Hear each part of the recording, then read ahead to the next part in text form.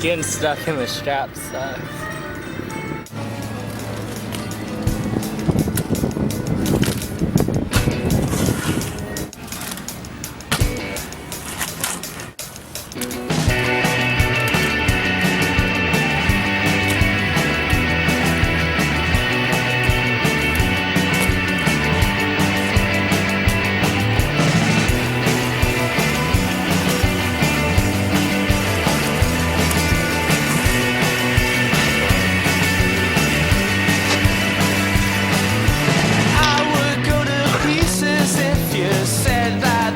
Just an act to come and take the sleep out of my night. A fucking 360.